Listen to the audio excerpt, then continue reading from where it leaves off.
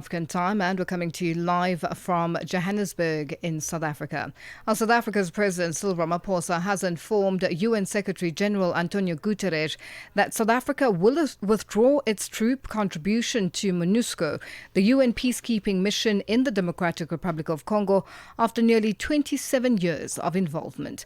South Africa currently has over 700 soldiers serving under MONUSCO, placing it among the top 10 troop contributing countries to the mission.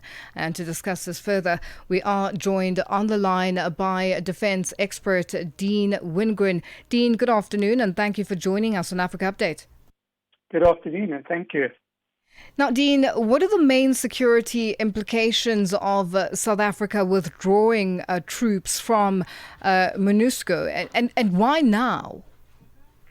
Yeah, well, that's a very good question, and South Africa has been part of the MONUSCO mission since it was established in 1999, and is South Africa's longest-running peacekeeping and peace enforcement mission. So it's not something to be taken lightly when the president says that he's unilaterally withdrawing from the mission. Why now is the question. Well, the MONUSCO mission has always been intended to be terminated initially at the end of 2025, and then it was extended to the end of this year. So with the funding crisis within the UN generally, there's less funds for these peacekeeping missions, and hence the UN has had to cut back on the various contributing countries and equipment. So it's not a very good point. We've seen that the M23 rebel group is on the offensive in the eastern DRC, notwithstanding any so-called peacekeeping deals that have been signed.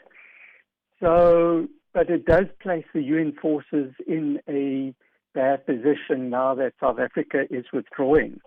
And we must remember as well that MONUSCO and the peacekeeping mission is just a tool to try and stabilize the situation in the eastern DRC, and so that we can get a political solution. It's not there to cure, the conflict in the DRC itself. Now, with that, bearing that in mind, could this withdrawal affect the stability in the eastern DRC? And if so, how? And what risk does the withdrawal pose for civilian protection in conflict areas? It's certainly not very good for them. As I mentioned, the Rwandan-backed rebel groups, they are on the offensive. Rwanda just very recently, for the first time, actually acknowledged that they are supporting M23. So the Congolese government is on the back foot. They desperately require the support of the UN mission as well as its neighboring countries to try and stabilize the situation there and prevent the various rebel groups in the area from gaining a greater foothold than they already have. And this has seen quite a big increase in refugees, coming out the area, going into neighboring countries. And unfortunately, as with any conflict, it's a situation the civilians that suffer the worst. And with South Africa withdrawing, it does mean that not only is South Africa losing sort of its influence and responsibility for the region, but it does not bode well for the MONUSCO force as a whole. And, how might this decision affect South Africa's standing also with the United Nations?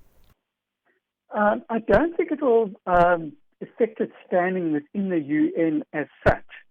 The president has explained to the Secretary-General of the UN, Guterres, that the reasons why, and the president has acknowledged that it's not because of lack of funding from the UN or the downscaling of the mission.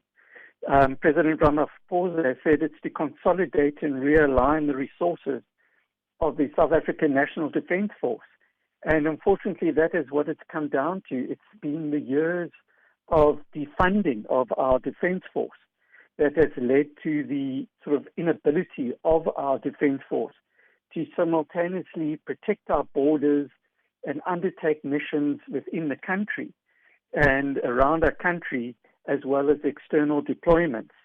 But I think the UN does understand the situation.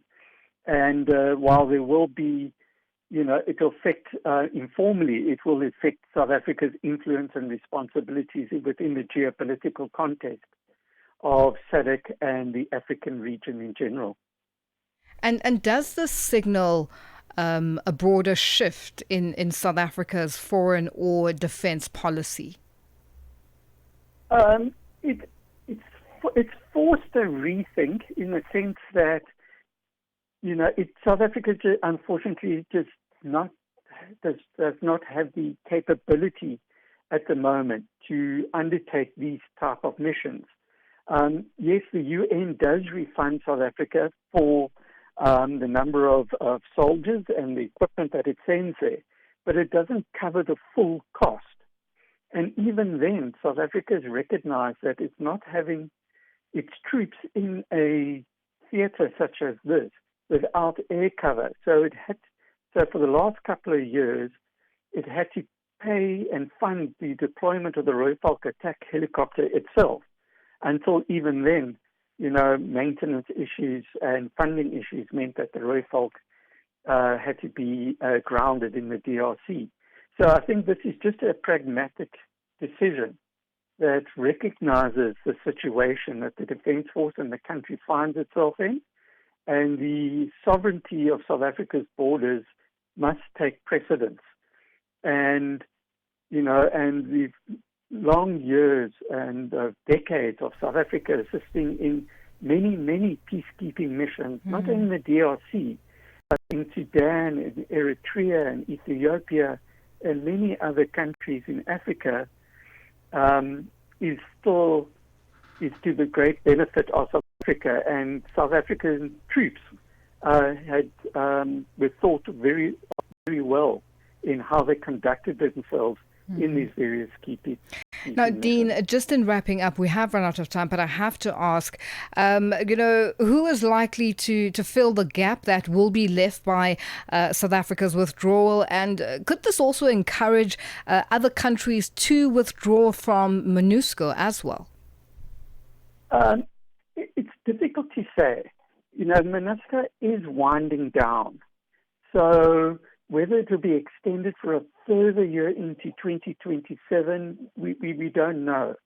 And other countries would be hesitant to send additional or new troops, as a new contributing country to the MONUSCO mission without having, the ability to see and the comfort of knowing for how long will they be there. And for them, and they also do it, that they must also be refunded for the costs incurred in sending the troops there. And with the winding down or with the reduced funding that the UN finds itself in, I don't see MONUSCO mission expanding. And I think this might just be that extra straw that breaks the back of the camel. And well, Dean, this could very possibly be the final year. Yeah. Well, Dean, thank you so much for your time on Africa Updates, and but that's where we'll leave it for today. That was Dean Wingrin, who is an defense expert, joining us on the line. Africa, meet Abedi. Yeah, that's me. Abedi is a music